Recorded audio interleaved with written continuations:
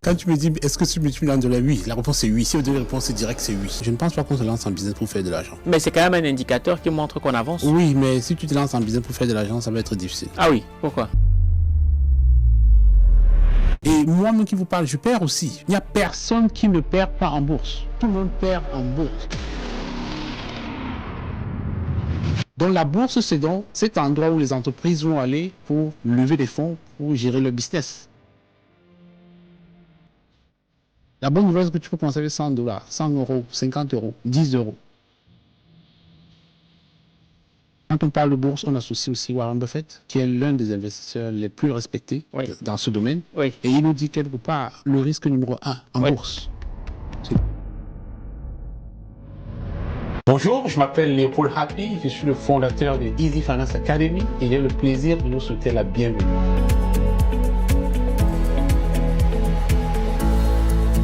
Si tu avais été une femme, quelle est la première chose que tu aurais aimé faire? Si j'avais été une femme, je sais que beaucoup de femmes, jusqu'à présent, quand je vois hommes, sont très défavorisées. À quel niveau? Par rapport à l'éducation financière. Oui. Donc si j'étais une femme, j'allais créer des programmes spéciaux pour des femmes, pour pouvoir mieux les accompagner à prendre le contrôle de leurs finances. Parce que j'ai travaillé comme conseiller financier et j'étais choqué de voir que dans une culture, dans une communauté particulière au Canada, c'est une certaine communauté avait une façon de réagir. Donc, quand j'avais le rendez-vous avec le couple, supposons j'ai un rendez-vous avec le couple à 10h pour parler des finances du couple, la femme va venir me voir peut-être à 9h30 ou bien 1 heure avant. Elle me dit, tout à l'heure, je vais venir avec mon mari. S'il te plaît, je ne veux pas que tu parles de telle chose. Elle a toujours un compte. C'était dans la communauté indienne, particulièrement. Bon, indien, pakistanais, tout ça. Ok. Donc, je m'étais rendu compte que la majorité a toujours un compte secret. Ah oui. Que le mari ne sait pas. Ah, ok, d'accord. Donc, quand elle vient me voir 1 heure avant, elle me dit, je vais venir tout à l'heure, je ne veux pas que mon mari sache qu'il y a ceci. Et après, elle va débarquer à 10h, le mari va faire comme si les deux viennent me voir. Et puis, quand je pousse loin, je comprends quand même qu'il y a une certaine oppression, il y a un certain contrôle, peut-être dans le couple quelque part. Et je me dis que, je ne sais pas, quand je vois ma femme, par exemple, aussi, toutes les économies qu'elle fait, après tout, ça retombe généralement tout dans la maison. Donc, je me dis, si j'étais une femme, j'allais donner ce privilège-là aux femmes de pouvoir avoir des meilleurs programmes pour l'éducation. Et ce que j'ai aussi constaté, c'est que les ménages où la femme a un mot à dire sur les finances, généralement, il y a plus de stabilité. Oui, ça c'est clair, les femmes gèrent mieux l'argent. Oui, il y a plus de stabilité. Je suis tout à fait d'accord. Mais est-ce que tu penses que le fait que les femmes aient une moins bonne éducation financière, c'est du fait qu'on ne leur donne pas accès ou alors c'est du fait qu'elles ne s'y intéressent pas? Les deux. Les deux. Parfois, on ne leur donne pas accès. Si je reviens encore à mon expérience à la banque, j'ai eu des situations parfois où je suis tombé sur un homme où l'appel a été transféré chez moi parce que je suis un homme. Ma collègue m'a transféré l'appel et le monsieur dit, ma collègue me dit, il ne veut pas me parler parce que je suis une femme. Donc, il y a ce genre de mépris aussi. C'était dans certaines communautés encore, où on se dit que la femme ne doit pas parler de l'argent, elle doit s'occuper des enfants, on doit les chercher. Donc je pense qu'il y a parfois, parce qu'on ne leur donne pas l'opportunité, ça fait qu'elles ne vont même pas avoir un mot à dire. Et puis aussi, ça devient peut-être une habitude au point où elle a même peur de s'exprimer. Peut-être pour qu'on ne pense pas qu'elle est celle-là qui veut se passer pour celle qui... comme une tête brûlée, quoi. Donc je pense que c'est les deux. D'accord, ok. Si tu avais été président de la République, quelle est la première chose que tu aurais faite? De quelle République? Je te laisse choisir. De quelle République, là? Je te laisse choisir. Bon, parce que moi, j'ai vu au Canada, le Premier ministre. Bon, on parle du Cameroun, là. Ouais, vas-y. Je ne veux pas le problème pour mais d'une manière, je dirais plutôt que si j'avais le pouvoir, j'allais donner plus d'opportunités à l'éducation financière dans des écoles à un âge très jeune, parce que nous sommes condamnés à dépenser, nous sommes condamnés à payer des factures. Et le fait de comprendre comment l'argent fonctionne va nous permettre de savoir qui nous sommes, de prendre notre vraie place, de pouvoir mieux saisir nos opportunités et notre potentiel. Donc, aujourd'hui, l'éducation financière n'est pas enseignée à l'école, pas parce qu'on manque de gens pour l'enseigner, parce que le système ne veut pas. Donc, si j'avais ce pouvoir-là, j'allais permettre aux gens de comprendre ça, d'introduire ça dans les écoles. Yes. Si Happy avait un super pouvoir, ou du moins s'il avait le pouvoir qui lui permettait d'imposer quelque chose dans le système éducatif, eh bien, ce serait d'avoir un programme autour de l'éducation financière. Moi, je m'appelle personne personnelle. Si nous découvrons au travers de ce deuxième épisode de la longue série que nous enregistrons avec Happy, notre mania de l'investissement en bourse, mais aussi et surtout le fondateur de la Easy Finance Academy. Cette académie-là qui accompagne les investisseurs à puissance à pouvoir bénéficier des opportunités qui se cachent derrière l'investissement en bourse. Au-delà de ça, si tu n'avais pas regardé le premier épisode, on te le met quelque part là, ou alors dans le premier commentaire de cette vidéo. Va le regarder, c'est un volet beaucoup plus mindset autour de l'argent. Et au cours de cet épisode, nous parlerons essentiellement de la bourse. Donc pour ceux qui ont suivi le précédent épisode, aujourd'hui on va rentrer dans le cœur du sujet. L'épisode d'après on parlera du trading, celui d'après on parlera des produits dérivés. Moi je te donne un peu le tableau, on parlera même aussi des arnaques dans tout ce qui est bourse, trading. On aura même des études de cas. Je suis super excité pour ce programme-là. Donc, on va pas s'ennuyer pendant les 5 prochaines semaines, à partir du moment au moment auquel tu découvres cet épisode. Mais, comme le veut la petite coutume, ça sera sans complaisance, mais sans condescendance. Donc, Happy, pour ceux qui te découvrent au cours de ce deuxième épisode de la longue série qu'on a autour de la bourse, qui es-tu? Ta caméra, elle est là. Merci Valère. Ça me fait plaisir d'être ici à Jean Livre pour échanger avec vous, pour vous découvrir et me faire découvrir aussi. Je suis Happy Léopold, je suis un Camerounais basé au Canada depuis 20 ans. Avant le Canada, je vivais en Europe. Et une fois au Canada, donc j'ai travaillé dans le monde de la finance, j'ai porté plusieurs casquettes. Je suis un ancien conseiller financier, un ancien trader, un ancien consultant en investissement. J'ai donc décidé d'arrêter de travailler après 14 années dans une des structures financières au Canada pour créer une plateforme qui s'appelle Easy Finance Academy pour pouvoir accompagner, pour pouvoir impacter, pour pouvoir montrer aux personnes qui s'intéressent à la finance comment est-ce qu'on peut se libérer, comment est-ce qu'on peut sortir de ce système de pression et pouvoir mieux jouir de son temps. Donc, on a une structure au Canada, Easy Finance Academy, et on a aussi une structure ici en France qui s'appelle Easy Finance Europe. Donc, voilà à peu près je peux dire, un aperçu de qui je suis. Et puis, vous allez me découvrir dans les questions que Valère va me permettre de répondre ici. Ah oui, c'est ce qu'on avait hâte que cet épisode ait lieu. Bref, on te met tout dans le premier commentaire de cette vidéo, un numéro à contacter pour rejoindre l'académie, le site internet. Bref, dans le premier commentaire de cette vidéo. Donc, Happy, dans l'épisode précédent, je posais la question de savoir pourquoi est-ce qu'on a très peu d'entreprises africaines dans la bourse.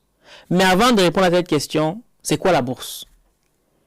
La bourse, en termes simples, j'aime dire à mes étudiants, explique comme un enfant de 10 ans peut comprendre.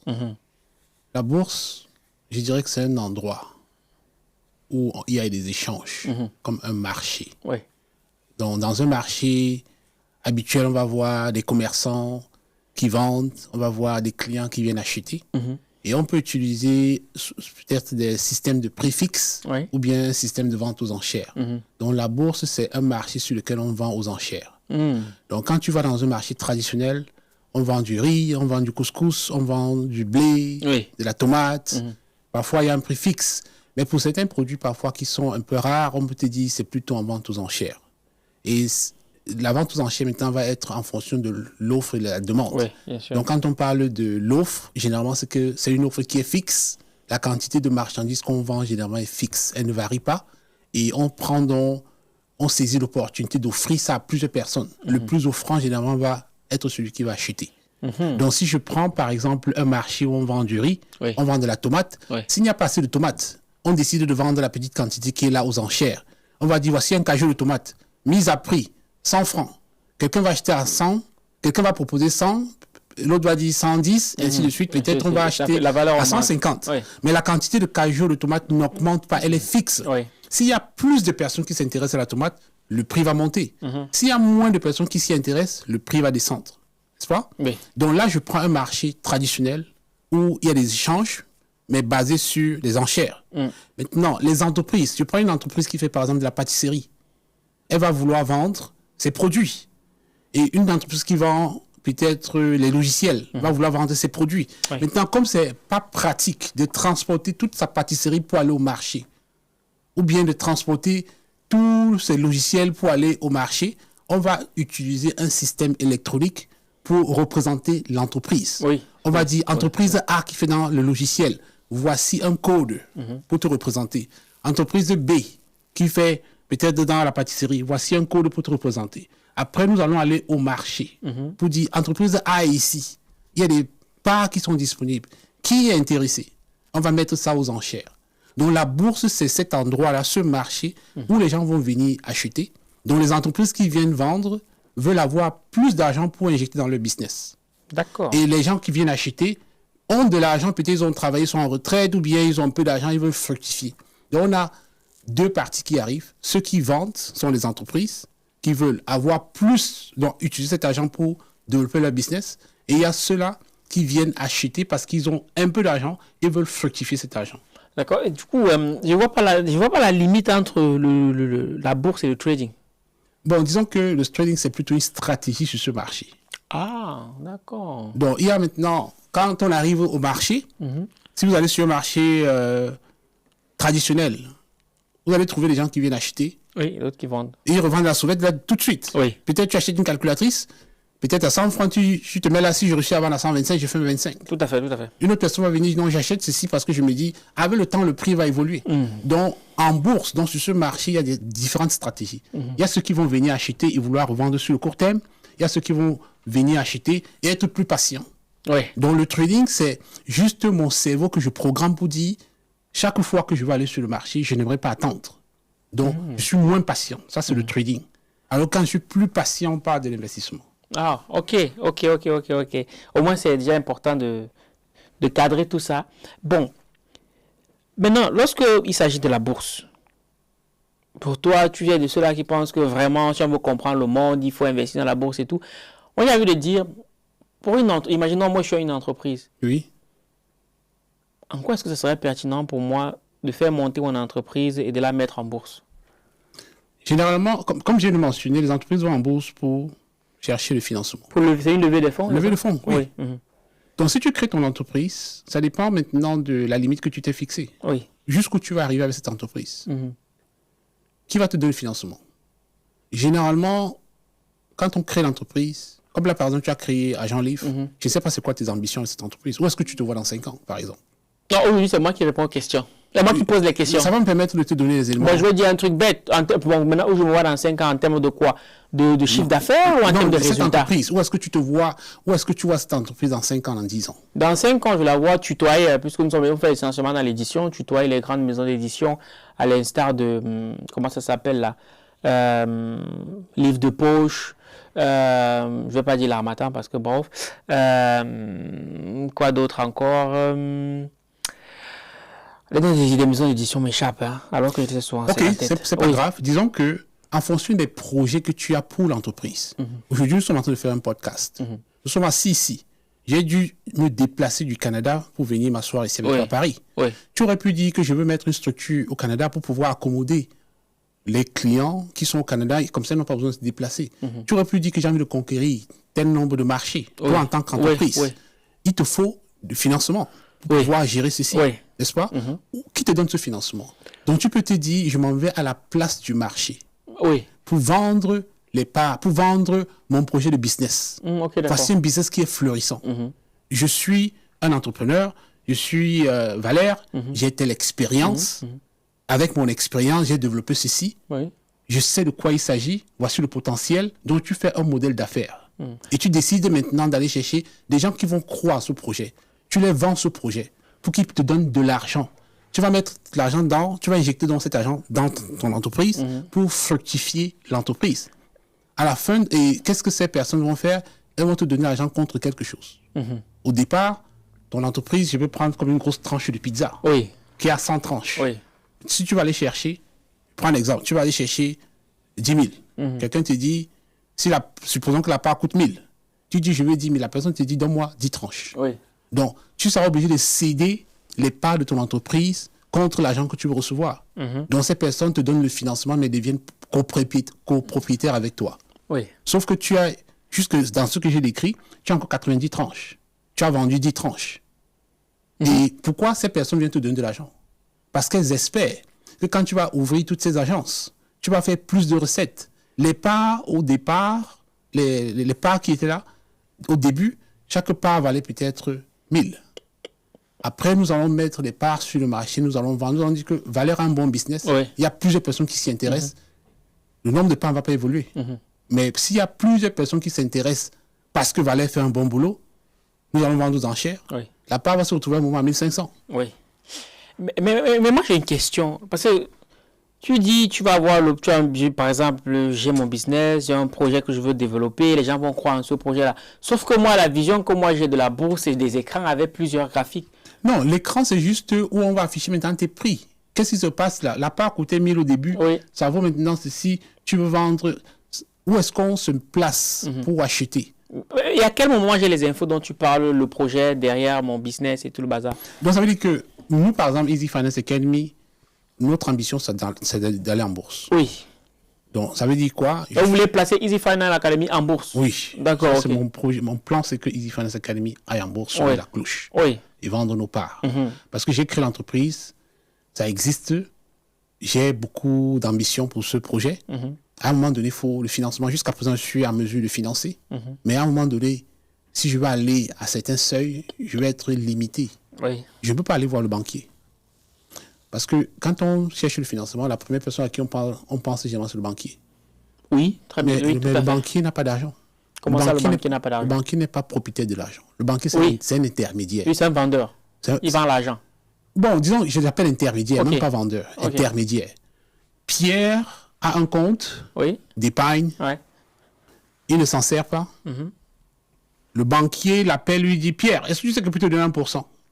Donne-moi cet argent-là pour 1 an, je te donne 2%.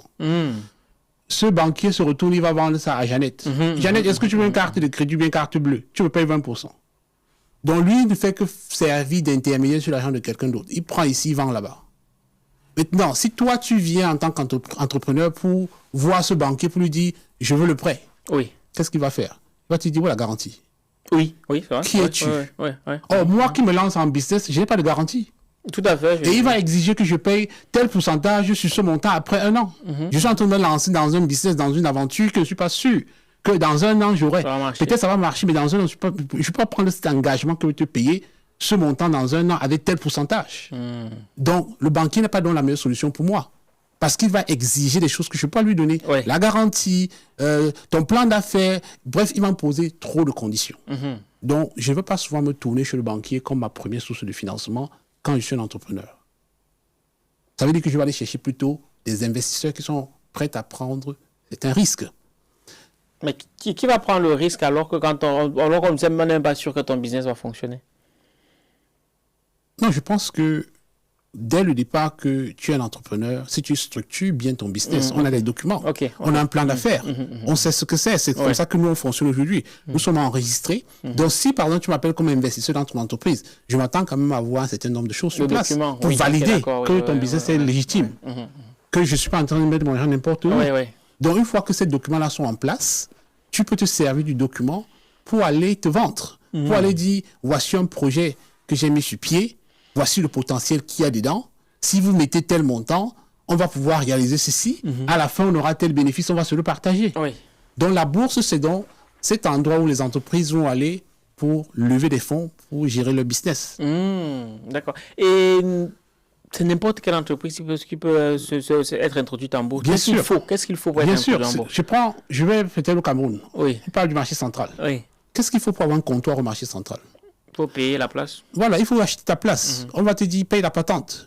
Pour avoir un comptoir ici, ça coûte comme ça. Il faut que chaque mois, tu payes. Si je ne remplis pas les conditions, dehors. Donc, en bourse, c'est la même chose. On va te dire, pour que tu sois en bourse, numéro 1, il faut que tu sois une entreprise qui est enregistrée, qui est légitime, qui a tel chiffre d'affaires, qui a ceci, qui a cela. Il faut que tu déclares chaque trimestre des résultats d'une manière transparente, qu'on puisse auditer, pas des experts financiers indépendants et ainsi de suite. Et qu'est-ce qui explique alors? Parce qu'à t'entendre, j'ai pas l'impression que c'est super compliqué. Non, c'est pas compliqué. C'est juste parce qu'on ne veut pas que les gens sachent. C'est super. C'est une volonté de transmettre l'information qu'il y a derrière. C'est une volonté. La bourse n'est pas compliquée, c'est très simple. Mais, comme j'ai mentionné plusieurs fois, il y a la volonté de garder cette information secrète. Parce que ceux qui ont créé ce système, veulent rester contrôler tous les pouvoirs. Si je te montre comment faire de l'argent, comment je vais encore te convaincre de venir travailler pour moi? Ah non, oui, c'est vrai que c'est que tu parles avec Nvidia. Voilà. Énorme. Et donc, si c'est aussi simple que ça, d'être coté en bourse, pourquoi est-ce qu'il y a très peu d'entreprises africaines qui sont cotées en bourse? Bon, j'ai donné... À ma connaissance. J'ai expliqué à une manière, à un niveau quand même simple, pour faciliter la compréhension. Oui. Bon. Déjà, structurer une entreprise jusqu'à un certain niveau, développer jusqu'à un certain niveau, parfois beaucoup d'entreprises africaines sont en mesure de le faire. Mais pour remplir certaines conditions, il y a des limites par rapport à notre pouvoir d'achat. Donc en Afrique, on a des compagnies qui sont en bourse. Même au Cameroun, même dans plusieurs autres pays africains, au Nigeria, en Afrique du Sud, il y a plusieurs compagnies qui sont en bourse. D'accord. Mais maintenant, comme à la base, cette information même n'est pas connue, bien entendu, ça va justifier le fait que beaucoup de gens ne veulent pas se lancer dedans ou bien ne peuvent même pas. Parce que dès la base, on ne sait même pas que c'est possible. Ce n'est même pas une alternative qu'on considère explorer parce qu'on ne sait même pas. Tu ignores même ce que tu ignores. Oui, tu ignores ton incompétence, il faut dire ça comme ça. Et aujourd'hui, avec Easy Finance Academy, tu accompagnes qui, les professionnels ou les particuliers à investir en bourse ou alors à mettre leur entreprise en bourse. C'est quoi du coup le cheval de bataille? Non, je dirais que avec Easy Finance Academy, notre mission, c'est vraiment de permettre à tout le monde qui le veut de découvrir quel est le potentiel qu'il y a sur les marchés financiers tels que la bourse. C'est de permettre aux gens, parce que nos programmes prennent leur essence sur le développement personnel. Donc quand vous venez chez nous, nous allons vous amener d'abord à découvrir qui vous êtes. Quel est ton potentiel? Te dire que c'est possible, tu peux le faire. Te débarrasser des ondes toxiques, des ondes négatives. Et comment vous y prenez pour le faire?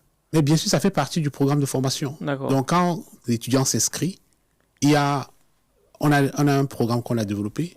Donc, je vais écouter d'abord chaque étudiant qui vient. Qu'est-ce qui t'amène? Qu'est-ce que tu recherches? Et en fonction de ceci, je veux partager mon expérience. J'ai été à tel niveau. À un moment donné, j'ai fait ceci. Voici mes challenges. Voici comment je les ai surmontés. Je pense que tu peux aussi faire si tu considères ceci. C'est pas si compliqué que ça, mais ça prend. Pour comprendre ce que nous on fait, on commence d'abord par... Il y a beaucoup de mindset. État d'esprit d'abord. Libérer l'esprit. Parce que ça ne sert à rien que vient te dire que tu peux faire ceci si déjà tu n'es même pas psychologiquement prêt. Ou bien si tu ne crois même pas que c'est possible. J'aurais beau te dire que c'est possible. Il y a des gens qui disent que je suis malchanceux. Rien ne marche. J'ai tout essayé. Je suis victime de racisme. Donc si tu vas sur cet angle-là, tu vas laisser des opportunités passer. Forcément. Donc, c'est pourquoi j'ai dit nous allons travailler d'abord sur toi, à t'amener. Tout à l'heure, je pense que je t'ai montré un témoignage d'un de mes étudiants qui disait que tu nous as permis de parler en public, tu nous as permis d'être des meilleures personnes, des meilleures versions de nous-mêmes. C'est déjà pouvoir stimuler mon étudiant, mon étudiante à se prendre en main, à avoir confiance et que te dit tu peux le faire et te montrer comment tu peux le faire. Et te tenir la main et te dire je suis là. Si tu es coincé, je suis là pour répondre à tes questions. Donc, c'est ça qui permet. Donc, quand on vient chez nous, ce n'est pas la bourse directement. C'est pas je ne dis pas, clique ici pour acheter. Non. Je veux comprendre pourquoi tu es là, qu'est-ce que tu recherches. Donc, il y a un travail qu'on fait sur soi d'abord. Et ça, c'est comme ça, nous, on prépare le terrain. Comme ça, quand nous allons venir avec le programme, ça va être plus fluide. D'accord. OK. Et aujourd'hui, qu'est-ce qui, selon toi, fait en sorte que, malgré, parce que les gens aiment les chiffres, malgré tous les chiffres que tu as eu à présenter, que beaucoup de gens restent réticents par rapport au fait d'investir dans la bourse?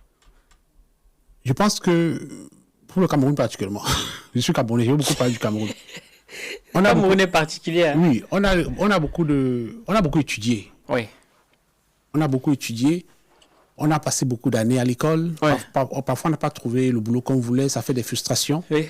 Et puis, parfois, quand tu dis à quelqu'un qui a mis toutes ces années à étudier, à faire ceci, ces choses ne sont pas passées comme il voulait, et que tu dises que tu peux faire ceci facilement, bon, même pas facilement parce qu'il y a du travail à faire. Parfois, on n'y croit pas. Parce qu'on se dit, ben, si c'était aussi compliqué, pourquoi j'aurais mis autant de temps à l'école? Ouais. Oui, c'est vrai. Pourquoi j'aurais mis autant de temps à l'école? Je n'arrive pas à trouver du travail. Toi, tu me dis qu'on peut faire ceci. Donc ça fait un blocage, numéro 1. Ouais. Numéro 2, il y a aussi le fait que parfois ces diplômes aussi ont poussé les gens dans des positions où ces personnes ne sont pas très confortables, ne sont pas très à l'aise. Et parfois, ces personnes veulent justifier le manque de leur détermination, le manque de leur volonté de continuer à chercher d'autres solutions. On te dit, ça ne marche pas. Donc, je prends par exemple quelqu'un qui a étudié, qui a eu une maîtrise, qui a eu une licence, qui a eu quelque chose, qui n'a pas eu le traitement bien, la place sociale qu'elle voulait. Oui. Tu vas lui dire, va essayer, il va dire, je dis, ça ne marche pas. Ouais, c'est vrai. Pour justifier même. Donc, une personne va aller faire et te dire, ça ne va pas marcher, pour justifier pourquoi je suis encore dans ma position. Ouais. Donc, il y a ça aussi qui joue. Il y a aussi, numéro 3, le fait qu'on a aussi des savait tout. Il y en a qui savent tout. Bon, tel Camerounais savait tout. Donc, quand on parle de si donc je sais, alors que je ne sais même pas. Ouais. Donc, c'est pourquoi j'ai dit, on peut tout enseigner, mais tout le monde n'est pas enseignable. Non, c'est clair. Donc, s'il y a la volonté, ici, je demande à mes étudiants, quand ils viennent, quel que soit le niveau, descendons de nos grands chevaux. Parfois, on me demande, est-ce qu'il faut être bon en maths? Est-ce qu'il faut être bon en ceci? J'ai dit non.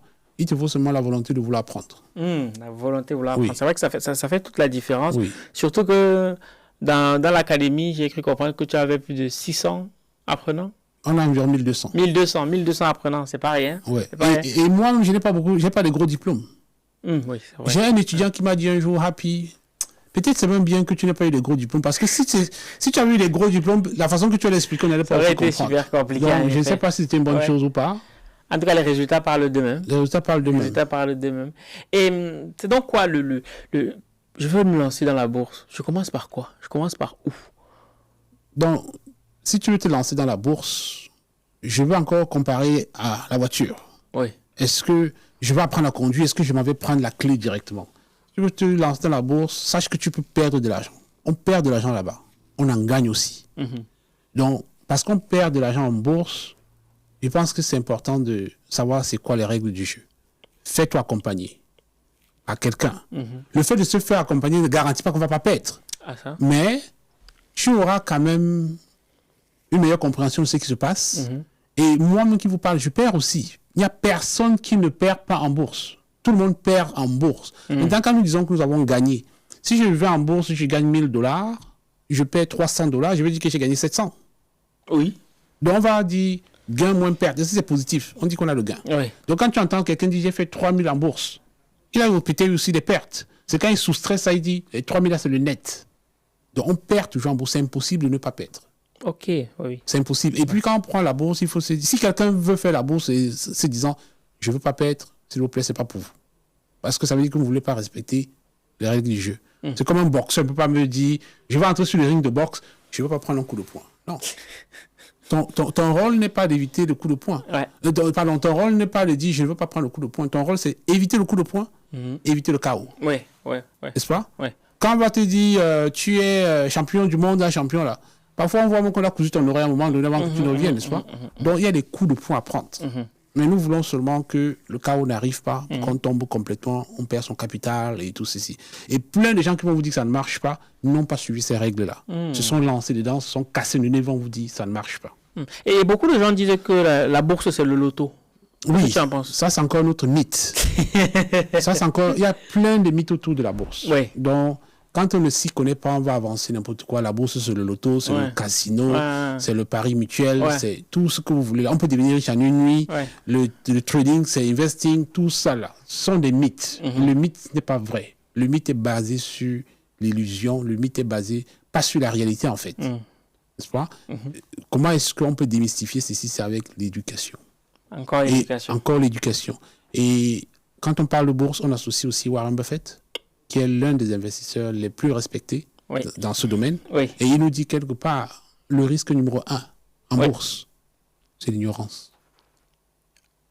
C'est le risque numéro 1, c'est l'ignorance. Je ne sais pas.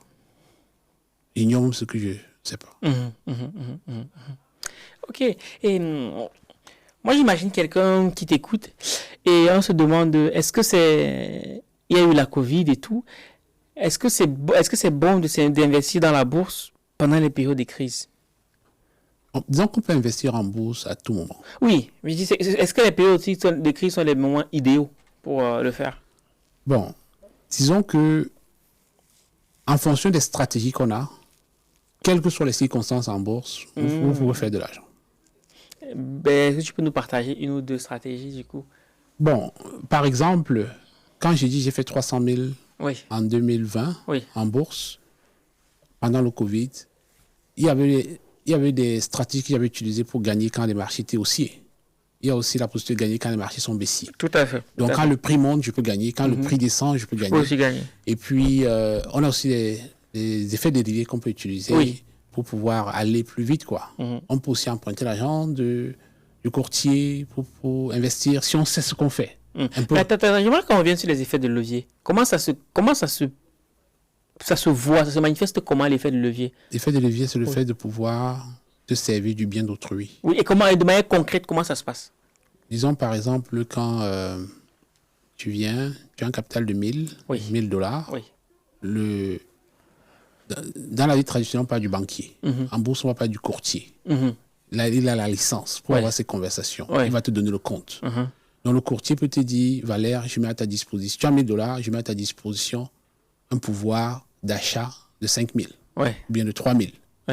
Donc, tu as seulement 1000, il te dit, tu peux aller jusqu'à 3000 ou jusqu'à 5000. N'est-ce pas? Je te permets. C'est comme un crédit? Oui, c'est un crédit que je te donne. Donc, ça veut dire que je peux avoir un crédit à la banque, à la bourse? Oui.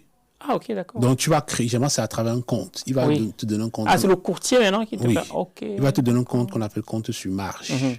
Donc, le compte sur marge, c'est un outil, par exemple, qui te permet d'emprunter l'argent du courtier, si tu remplis les conditions, bien entendu.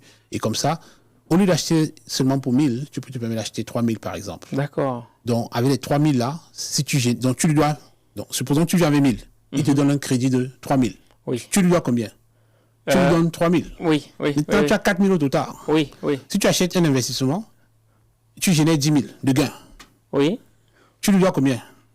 4000. 4000, oui, toujours, Si l'investissement passe de 10 000 à 20 000, tu lui dois combien? 4000. Donc, tu as utilisé l'effet de levier. Tu as utilisé le bien d'autrui pour pouvoir te générer.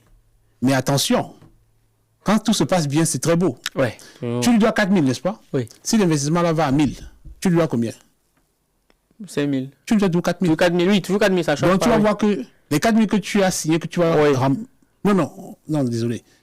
On est parti sur la base que tu avais 1000. Il t'a donné 3000. Donc, tu as eu un investissement de 4000. Donc, si tu fructifies l'investissement, tu lui dois 3000. 3000. Tu as un capital de 4000, mais tu lui dois 3000.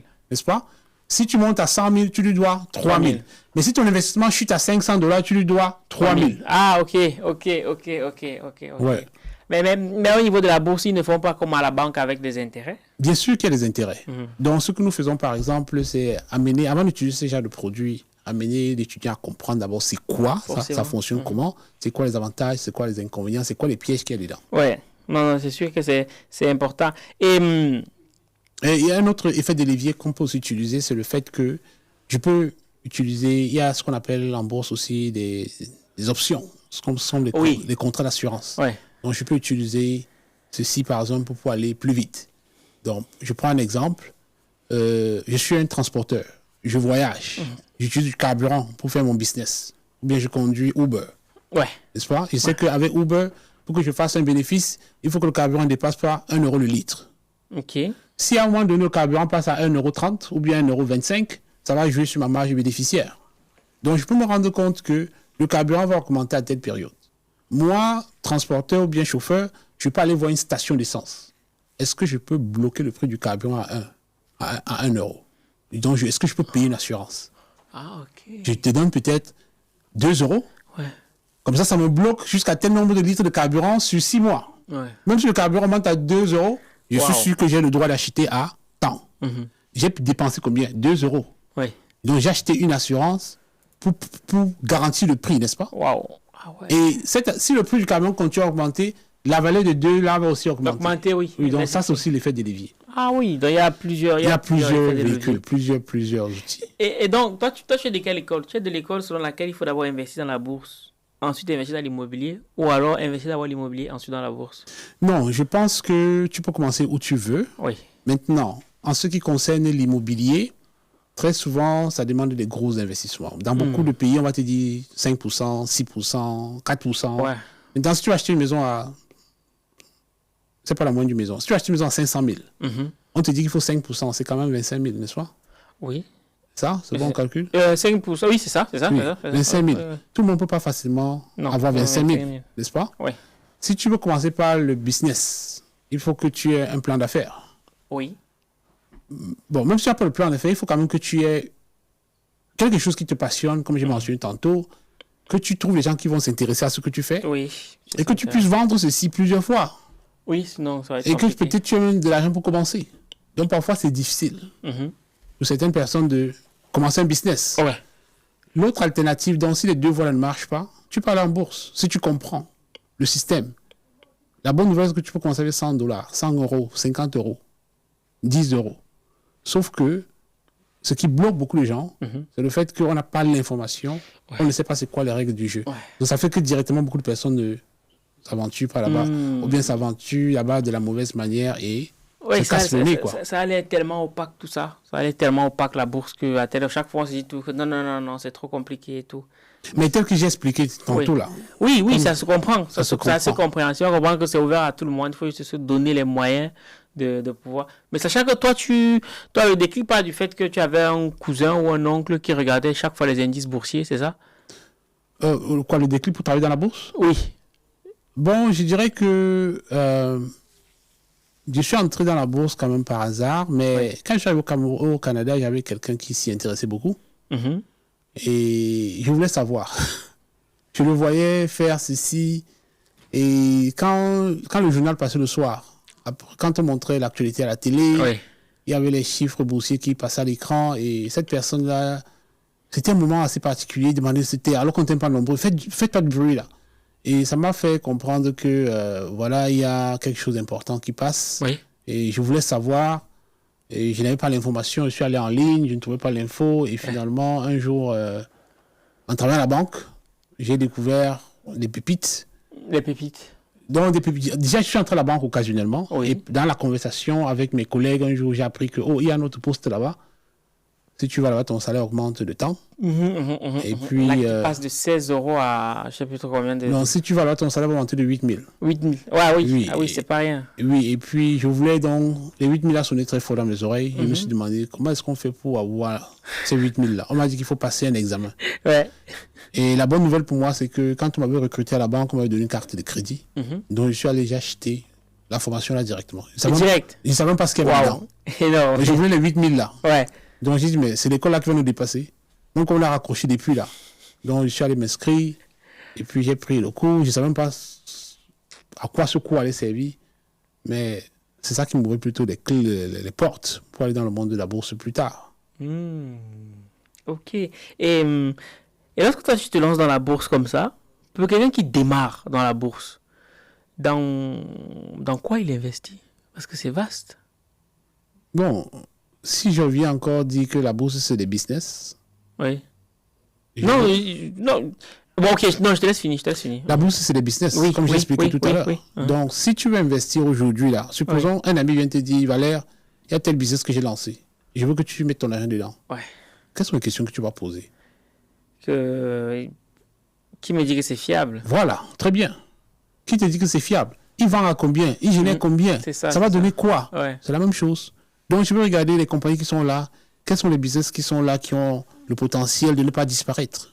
C'est géré par qui? Et on a des business qu'on connaît depuis notre bas âge. On se brosse les dents avec qui? On utilise quel téléphone? On se lave avec quoi? On mange quoi? On fait nos courses où? On prend quel transport? Donc, tous ces business-là, généralement, sont en bourse. Donc, quand je m'en vais, je peux regarder ces compagnies.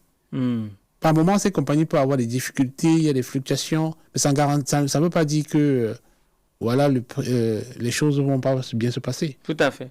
Mais si j'ai une vision de long terme, oui. Même si la compagnie a des difficultés, oui. Je peux être patient et puis les choses s'améliorent. Oui, et quand tu dis long terme, on parle de combien de temps à peu près? Bon, c'est comment je prépare mon cerveau. Oui. Est-ce que l'argent que je mets là, je suis sous pression? Ah. Donc, si tu t'en vas investir dans le business d'un de tes amis, tu lui dis voilà 100 000, je vais faire dans ton business. Le long terme, ce sera quoi pour toi? Quand est-ce que tu as besoin de cet argent? Est-ce que tu as besoin de cet argent dans un mois? Auquel cas, peut-être ne mets pas là-bas. Mais est-ce que psychologiquement, tu es préparé que tu peux laisser l'argent là-bas 6 mois? Est-ce que psychologiquement, tu es préparé que tu peux laisser 1 an? Ton ami peut prendre ton argent et mettre dans son business. Pour un début, ça ne se passe pas bien.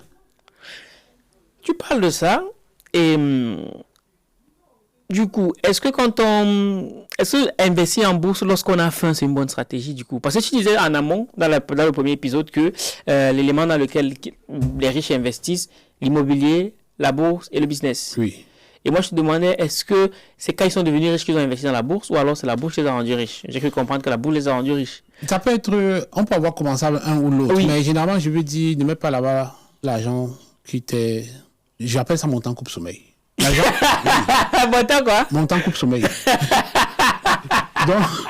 le montant qui va t'empêcher de dormir. Ah ouais? Oui. Parce qu'il y a des gens pour qui dorment là, il faut qu'il y ait 1000 $ dans le compte, quoi. Si les 1000 $ là descendent là, le sommeil. Il dort plus. Oui. Montant coupe-sommeil. Tu dois savoir. Mais non! Mais c'est tellement bien dit, c'est tellement ça, ouais. Oui, j'appelle ça montant coupe-sommeil. Quel est le montant là que tu sais que même si tu perds mon sommeil n'est pas compromis, quoi. D'accord. Donc, tu ne prends pas n'importe quel montant d'argent pour mettre en bourse. Donc, en gros, la bourse, c'est pas pour les pauvres. Non, tout le monde peut. Bon, pauvre, encore, je vais dire pauvre. Pour moi, pauvre, pas dire. Je vis encore, c'est au niveau du mindset. Tu vois, je peux ne pas avoir de l'argent maintenant, mais j'ai fait une bonne étude, une bonne analyse sur une compagnie. Je dis, mais 1000 €, si ça se perd, c'est pas la fin du monde. Je n'ai rien d'autre. Je peux aller tenter. Si je perds les 1000 € aussi, peut-être je m'en vais faire des heures supplémentaires. Peut-être je m'en vais faire des freelance. Mais je prends quand même le risque dans quelque chose que j'ai l'air de comprendre. Que j'ai évalué le risque. Il y a une certaine logique derrière. D'accord. Et peut-être comment je calcule par exemple le montant que je peux investir. Imaginons que moi j'ai un revenu de 2000 € ou de, je sais pas moi, ou 5000 € par mois. Est-ce qu'il y a un pourcentage, toi en tant que professionnel, que je peux me dire ok, tel pourcentage, je vais le mettre dans la bourse, sachant que je peux perdre aussi cet argent-là? Bon, généralement quand tu vis, le système dans lequel on vit aime généralement que tu vas te dire d'une manière traditionnelle. Oui. Il faut avoir le fonds d'urgence, il faut avoir quelque chose si ceci arrive et tout ceci. Donc, et tu peux commencer par épargner.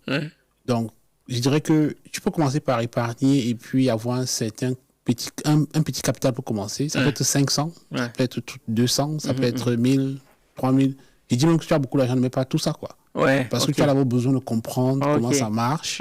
Faire des erreurs, tu vas faire des erreurs, ce qui est sûr, et apprendre tes erreurs. Comme je disais, un enfant rampe, marche et court. Donc, si l'enfant ne tombe pas plusieurs fois, comment est-ce que... Donc, quand l'enfant est en train de tomber, là, il fait le premier pas, il tombe. Il est en train de gagner en expérience. Donc, ça veut dire que tu vas aller doucement, sachant que tu peux faire des erreurs, et tu vas apprendre de ces erreurs-là. Et tu vas voir quelqu'un à qui tu peux poser des questions. Ceci se passe comment? Qu'est-ce qui n'a pas marché ici? Et ça demande donc à comprendre cet environnement-là, l'éducation. Donc, ce petit capital avec lequel tu vas commencer. Et tu dois être discipliné, que je ne mets pas mon argent dans n'importe quoi. Tu fais bien de parler de discipline parce que c'est aussi un élément sur lequel tu insistes beaucoup. Oui. Voilà, tu insistes beaucoup sur ça. En tout cas, moi, j'ai regardé sur le site. Il y a le mot discipline qui revient beaucoup et surtout le mot célébrer ses réussites. Mais je vais m'arrêter sur le mot discipline. Et j'aimerais vraiment qu'on aille dans le concret. On sait que la discipline, ça dépasse la motivation. Parce que la motivation, ça vient par la discipline, ce qui nous permet d'avoir des résultats. Bon. Toi, aujourd'hui, comment tu as fait pour rester discipliné et à tel point d'avoir les résultats que tu as aujourd'hui dans la bourse? Par exemple, Tu as entendu parler de Liebl-Imal peut-être? Oui, ça fera l'objet. Voilà. Ouais. Liebl-Imal, quand ça commence, Ouais. je sais que ça ne va nulle part. Je sais que c'est une grosse anarque. Direct. Direct. Qu'est-ce qui te fait dire ça? Mon expérience dans le domaine, dans le monde de la finance. Comment ça? Parce que tout à l'heure, j'expliquais comment une compagnie entre en bourse, comment est-ce qu'une compagnie est structurée pour pouvoir... Oui. Toi, tu viens me dire que tu as ceci qui peut faire tel montant d'argent, tu garantis. Je te dis qu'on ne peut pas garantir. Puisque c'est basé sur l'offre, la demande, vente aux enchères. Oui. Comment tu vas me dire que si tu mets ce montant, demain tu auras ceci? C'est impossible. Mais ce que tu dis, c'est vrai que ça voulait vraiment qu'on ait un pote, qu'on va faire un épisode complet dessus, mais moi j'ai vu des gens qui investissent dans la bourse, qui comprennent comment la bourse fonctionne, mais qui ont investi dans Liebl-Imal. Oui, qui investissent? Qui ont investi dans Liebl-Imal. Oui, mais là, je vais d'abord sur comment c'est structuré. Tu es en train d'aller dans un domaine qui ne respecte pas les règles du jeu. J'ai parlé tout à l'heure d'un business. Un business est structuré comment? Oui. Tu m'as demandé tout à l'heure comment est-ce qu'une compagnie va en bourse. J'ai pris l'exemple, comment est-ce que tu fais pour avoir ton comptoir au marché? Oui. Il faut que tu payes la patente. Bien Donc, il y sûr. a un certain nombre d'exigences que j'attends voir. Si tu n'as pas toutes ces conditions réunies là, la probabilité que tu t'en sortes est trop faible. Ça ne va pas marcher. Tu fausses les règles du jeu. J'étais par exemple mentionné qu'une entreprise qui est en bourse doit déclarer ses chiffres chaque trimestre. On veut voir les états financiers qui sont audités par des comptables indépendants. D'accord. Maintenant, toi, tu viens, tu me dis, ceci marche, il n'y a aucun relevé, tu n'as rien montré, tout ça est flou. Ça va marcher comment?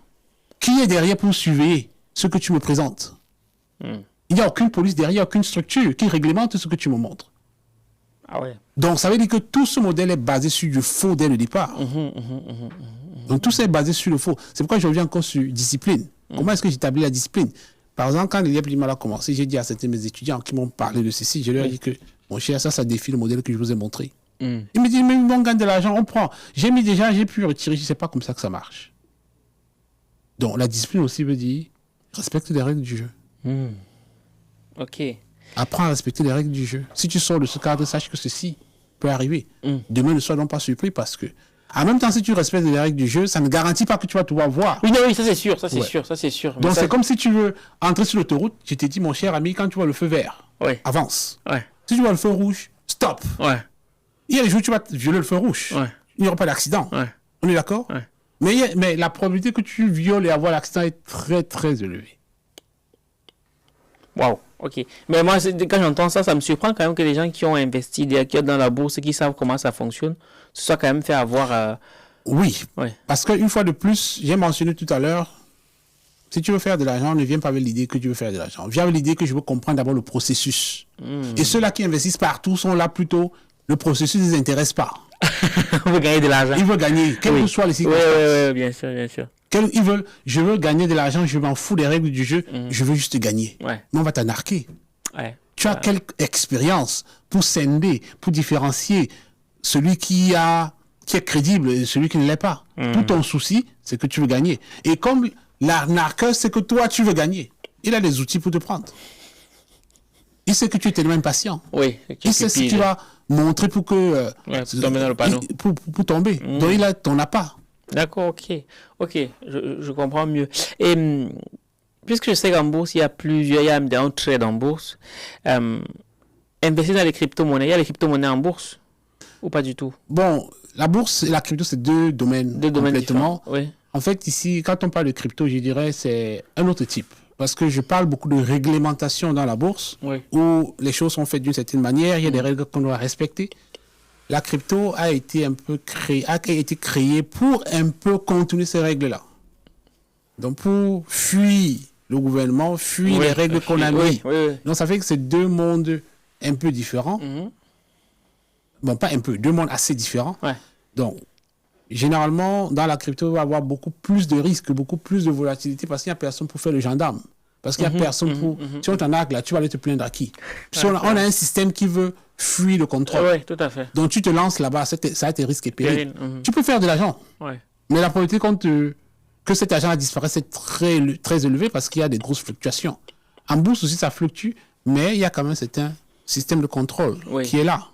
Et nous, à Easy Finance Academy, Nous, on ne fait pas la crypto, on est plus orienté bourse. Justement, tu fais bien de parler de Easy Finance Academy. Easy Finance Academy, concrètement, là, dans Easy Finance Academy, aujourd'hui, il y a les académies de tout. Oui. Académie pour boire de l'eau, académie du leadership, académie pour prendre la parole en public, académie de académie. Bon. Qu'est-ce qui légitime Easy Finance Academy? Parce que nous avons un modèle qui marche. Ça, c'est ce que toi tu dis. Moi, je n'en sais rien. On a des résultats. Pas. Mais les résultats qui peuvent être trafiqués. Bon, on n'a pas les résultats qui peuvent être trafiqués. Nos résultats parlent d'eux-mêmes. Au début, quand je venais de commencer l'académie, oui. J'essayais à mon niveau d'expliquer ce que nous on fait, tenir le discours. Aujourd'hui, je laisse mes étudiants le faire. Je laisse mes étudiants expliquer ce qui s'est passé, partager leur expérience. Donc, quand nous sommes une académie, on a quand même un curriculum. Ouais. On accompagne des adultes, des jeunes. Là, on a notre plus jeune à 14 ans. Oui. 14-15 ans, l'aîné à 77 ans. Et puis, nous sommes en train de... On a des aînés aussi qui sont en mastermind. Donc ça, c'est deux programmes de mentorat que nous avons sur pied pour pouvoir permettre à nos étudiants qui sont arrivés à un certain niveau d'avoir des coachings un peu plus personnalisés, d'être accompagnés. Et cette année, nous avons un autre programme qu'on lance pour les teenagers, comment on appelle ça, les adolescents. Okay. Et justement, tu disais en amont que concernant le programme, vous avez des résultats. C'est quoi ces résultats? Mais les résultats, c'est ce que... J'ai plein d'étudiants qui ont démissionné, par exemple. Ouais. Certains qui travaillent avec nous. Ouais. J'ai des étudiants qui ont vu leur vie transformée. Ouais. J'ai des étudiants qui ont eu leur liberté financière. Ouais. Mais pourquoi tu fais tout ça? Pourquoi je fais tout ça? Oui, pourquoi tu donnes tous tes secrets aux gens? Ce ne sont pas des secrets, en fait. Je n'appelle pas ça secret, j'appelle ça... Disons que je me sens en mission, si je dis ainsi. Parce que je viens d'un endroit où je ne savais rien de tout ceci. J'ai eu un parcours assez difficile. Les choses n'ont pas été très faciles pour moi. Mais je pense aussi que c'était bien. Quand j'analyse aujourd'hui, je me dis que c'était bien parce que ça m'a permis de fouiller, de creuser. C'est ça qui m'a mené où je suis arrivé à découvrir ces pépites. Et après avoir découvert ceci, j'ai commencé aussi à jouir des fruits de ces efforts-là. J'ai commencé à faire beaucoup d'argent là-dedans. Et un autre problème a commencé à se créer. J'ai commencé à me sentir de plus en plus seul. Ok. Oui, je suis monté. Je me suis rendu compte, oui, je monte, mais je monte pas avec les semblables, je monte pas avec les autres. Et puis même quand je reviens dire ceci aux gens qui ne comprennent pas, c'est comme si je racontais n'importe quoi. Donc ça fait que tu montes, mais tu arrives à un niveau, tu trouves qu'il y a des gens qui ne te ressemblent pas. Oui. Et puis moi, j'aime bien parler de ceci. J'aime la finance, j'aime la bourse, j'aime la création de richesses. Et je me suis donc dit, si je n'enseigne pas, si je ne développe pas des personnes qui comprennent ce sujet, pourquoi on continue à en parler? Qui va les enseigner? Donc aujourd'hui, j'aime pas mes étudiants, je les enseigne, je peux parler. Voilà Trump qui a pris le pouvoir avec Elon Musk, on peut en parler. Ouais. Voilà DeepSeek en Chine qui est sorti avec telle formule, nous pouvons en parler. Donc je suis obligé, pour me rendre service, d'enseigner, de transmettre, d'avoir des gens qui comprennent de quoi on parle, comme ça, pour qu'on puisse au moins continuer cette conversation. Et je dirais que c'est une mission pour moi, parce que quand je vois des personnes que j'ai transformées, quand j'écoute les histoires de chaque jour, les témoignages que mes étudiants amènent, j'ai envie d'avoir encore plus d'expérience. En effet. Et donc, au-delà de tout ça, comment faire pour éviter de se faire arnaquer lorsqu'il s'agit de la bourse? Bon, généralement, l'arnaque va venir quand tu cherches la facilité, quand tu veux brûler les étapes. Ouais. Même si tu suis les bonnes règles, on peut toujours t'anarquer. Mais la probabilité va être faible. Généralement, on est anarqué quand on veut brûler les étapes, quand on veut les raccourcir. Et je reviens encore à dire, si tu comprends les règles de l'argent, tu vas diminuer la probabilité des anarques. Oui, c'est vrai. Et il faut investir aussi en soi pour pouvoir même détecter ces anarques-là, pour comprendre que ce qu'ils me racontent là, c'est pas comme ça devrait se passer. Donc parfois, on ne veut pas faire ces efforts, on ne veut pas s'éduquer, on ne veut pas se former, se faire accompagner, on se prend pour celui qui sait tout, ou bien on va se dire, il y a tout sur YouTube. Oui, il y a tout sur YouTube. Il y a celui-là qui est expert, il y a celui-là qui a juste vu un YouTube, il a créé pour lui. Donc, si tu n'es pas assez outillé toi-même, comment est-ce que tu fais la différence? Comment est-ce que tu détermines celui qui a un discours crédible? Comment est-ce que tu interprètes les résultats qu'il te présente? Ouais, c'est vrai. Donc, ça demande une certaine éducation à la base. Ah oui, ça rejoint tout ce que tu dis depuis le début, c'est que tout part de l'éducation. Ouais. Oui, parce que dans les faits, lorsqu'on est éduqué, eh ben, lorsqu'on génère $1 million, même si on les paie, on sait comment les avoir à nouveau. Tout à fait. Alors qu'on peut avoir $1 million, si on n'est pas éduqué, quand on les perd, on ne sait pas comment on les avoir. On ne sait pas comment c'est venu. En effet, oui, c'est vrai que c'est profond. Et donc, et comment on fait pour rejoindre la Easy Finance Academy? C'est quoi les perspectives d'avenir? Comment on fait? Bon, perspective d'avenir, je dirais que notre mission est grande. Oui. C'est un très grand projet que je ne saurais porter seul. Donc, nous avons l'intention d'aller en bourse, d'aller sonner la cloche en bourse. Ça veut dire que nous voulons un jour être aussi cotés en bourse. Ça, c'est notre vision sur le long terme. Nous avons 5 ans en ce moment. Oui. Comment est-ce qu'on nous rejoint? Nous avons un site qui s'appelle easyfinanceacademy.com. On met dans le premier commentaire de la vidéo. Oui, easyfinanceacademy.com, ça c'est notre site. Bon, l'étudiant qui peut nous contacter. Ouais. Nous organisons des masterclass en permanence. Même le lien de la masterclass, on pourra mettre. Donc, on organise des masterclass en permanence. Les étudiants peuvent, ou bien ceux qui veulent, qui aspirent, qui veulent découvrir ce que nous faisons. C'est pas pour tout le monde, hein. Oui. Mais ceux-là qui sont intéressés, qui veulent découvrir comment est-ce que le monde de la création de richesse fonctionne, peuvent nous contacter. Et nous allons leur montrer comment ça se passe, quoi. Donc, on peut venir chez nous. Pendant les masterclass, je veux expliquer un certain nombre de choses, partager certaines expériences sur mon parcours, sur qu'est-ce qui est possible, comment est-ce que nous pouvons accompagner. Oui. Et qu'est-ce que nous avons prévu pour les étudiants qui sont là. Et quand finalement les étudiants viennent chez nous, nous avons quelque chose qui nous différencie, c'est l'accompagnement justement. Ah, okay. Parce que je peux aller sur YouTube, je regarde toutes des vidéos. Oui. Et je n'ai pas à qui poser des questions. Oui, ça aussi c'est problématique. Je ne sais pas, quand je suis bloqué, où est-ce que je vais. Parfois j'ai des étudiants en classe, en direct, qui me posent des questions sur les concepts que j'ai expliqués. Imaginez si je suis en classe avec vous, j'explique quelque chose. Vous me posez encore la question dessus. Combien de fois, si vous êtes en ligne, vous n'avez même personne à qui poser cette question. Ouais, grave, vous pouvez comprendre avec une autre interprétation. Donc, ce côté est super important où nous restons vraiment proches de nos étudiants, leur tenir la main, leur dire que nous sommes là, et puis que l'étudiant se sente accompagné. Nous avons ce programme de coaching qui permet à l'étudiant de rester dans la communauté. Et l'aspect communautaire est super important. Super important parce que on ne réussit pas seul. Ah, ça c'est sûr. Oui. Donc nous allons travailler beaucoup en communauté aussi. Quand l'étudiant vient chez nous, on entre dans une communauté et puis parfois, quand un étudiant va poser une question, c'est même pas moi qui vais répondre, c'est peut-être un autre étudiant aussi qui a eu une expérience, qui va dire voici comment ça se passe. Donc ce côté-là est super important. Ça nous permet aussi de développer l'esprit d'abondance. Ouais. Et moi, les gens, ils veulent des trucs qui brillent. En 2025, c'est dans quoi qu'il faut investir dans la bourse? Dans quoi est-ce qu'il faut investir en 2025? Oui. Bon, je dirais que nous sommes à une période où l'intelligence artificielle bat son plein. Oui. Depuis l'année dernière même. Oui. On a beaucoup d'opportunités à ce niveau. Mais il n'y a pas que l'intelligence artificielle. Il y a beaucoup d'autres secteurs dans lesquels on peut investir. Il y a l'énergie aussi. Oui. Donald Trump est arrivé au pouvoir, veut, par exemple, légaliser certaines choses, veut même donner plus d'opportunités au monde de la crypto. Tout ceci va demander de l'énergie pour fonctionner.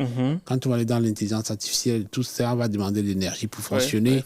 Il y a des secteurs qui vont, quel que soit ce qu'on fait, ont besoin de fonctionner. La technologie, par exemple. Donc, dans nos formations, nous allons plus en détail montrer à l'étudiant déjà c'est quoi les différents secteurs qui sont là, c'est quoi les différentes opportunités, comment est-ce qu'on les interprète et ainsi de suite. Et est-ce qu'il y a des profils adaptés pour certains marchés sur la bourse?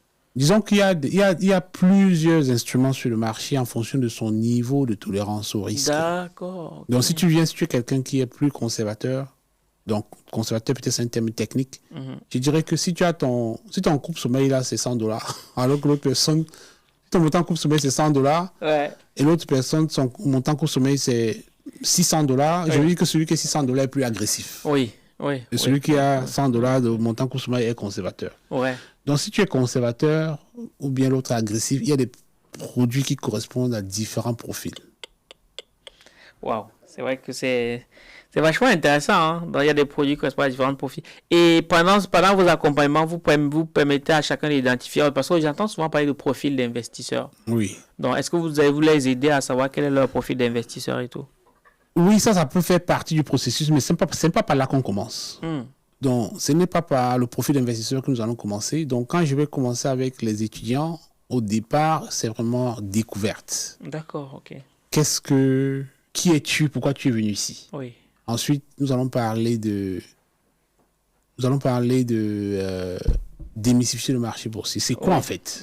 Donc, laisser tomber tous ces préjugés, tous ces mythes-là. Les idées reçues. Hein. Oui, et t'amener à comprendre la réalité. C'est quoi la bourse?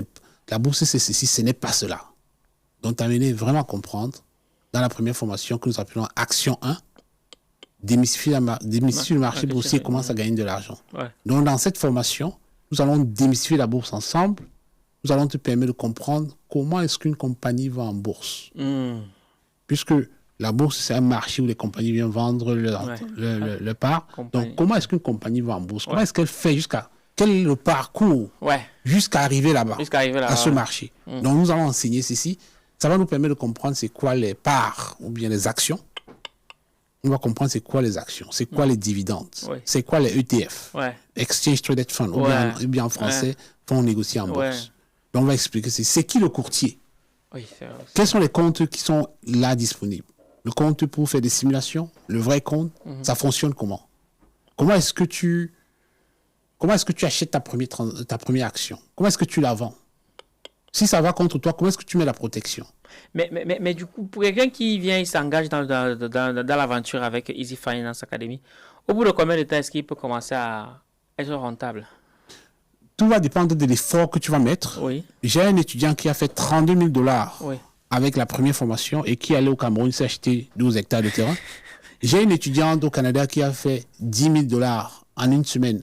Après avoir investi 1 600 $. Donc, elle a investi 1 600 $, elle a gagné 10 000 $ une semaine après. Donc, tout va dépendre de l'effort. Oui.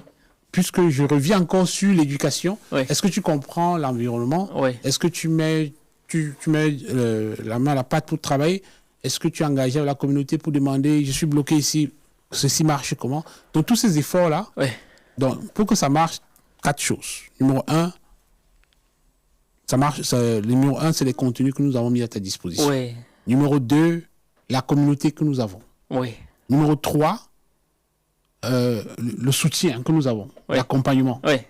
Numéro 4, ton effort personnel. Forcément. Parce que si je te donne tout ceci, tu vas t'asseoir, dormir sur tes lauriers et attendre que je vienne pousser que tu avales, tu ne vas pas voir les résultats. Donc, il y a du travail à faire. Nous ne vendons pas l'illusion. Nous poussons nos étudiants à rêver grand. Et nous leur donnons des stratégies pour pouvoir aller vers ce rêve. Yes. Moi, ma personne, tu l'auras bien compris. Émission sponsorisée par Easy Finance Academy, une plateforme qui te permet d'investir dans la bourse et surtout de te développer personnellement. Parce que c'est d'abord ça le plus important. Parce que comme le dit un grand penseur, le succès, ce n'est pas quelque chose qu'on poursuit, mais c'est quelque chose qu'on attire en devenant une meilleure personne. Happy, si tu devais aller au restaurant avec 3 personnes, vivantes ou décédées, qui est-ce que tu aurais invité? Tu aurais invité Warren Buffett. Oui, pourquoi lui? Pour comprendre comment est-ce qu'il a réussi à gérer cette stratégie, comment est-ce qu'il est resté humble, quelle que soit la taille de son portefeuille. Tu aurais invité Elon Musk. Pour comprendre comment est-ce qu'il réussit à gérer autant d'entreprises et être aussi percutant et performant. Oui, je l'aurais invité. J'aurais invité, comment il s'appelle? Il y a un entrepreneur, j'ai oublié son nom, un Américain, non-américain. Je pourrais donner son nom tout à l'heure.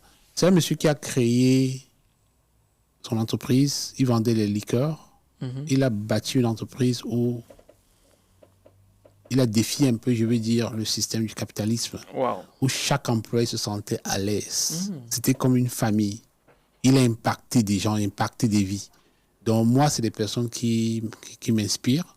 Donc créer une entreprise où le profit n'est pas le profit absolu n'est pas ce qu'on recherche. Mais non seulement on va faire des bénéfices pour l'entreprise, servir nos clients, mais en même temps que ceux qui travaillent dans l'entreprise aussi puissent jouir du fruit de cette entreprise. Yes. Ton nom vient là, ça me parle.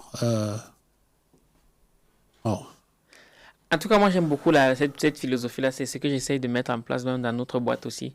C'est vraiment que l'humain soit mis au centre. Parce qu'on sait qu'après, si l'humain est mis au centre, comme tu le disais, là, on est que le reflet de la valeur qu'on apporte. Donc, quand les gens se sentent valorisés, ils sont beaucoup plus productifs. Et l'argent, ce n'est qu'un résultat.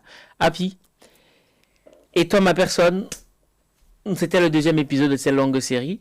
Happy, ta caméra est là. Quel est le message que tu aimerais qu'on retienne de cet échange? J'aimerais que... D'abord dire merci à Valère pour cet échange. Et j'aimerais que vous compreniez, vous qui regardez ceci, je me dis que vous avez un intérêt certainement. J'aimerais que vous compreniez que tout est possible. Only the sky is the limit, ce n'est pas seulement les mots. Donc c'est le ciel, ta seule limite. Si tu ne considères pas le ciel comme ta seule limite, alors ta limite est celle que tu t'es fixée.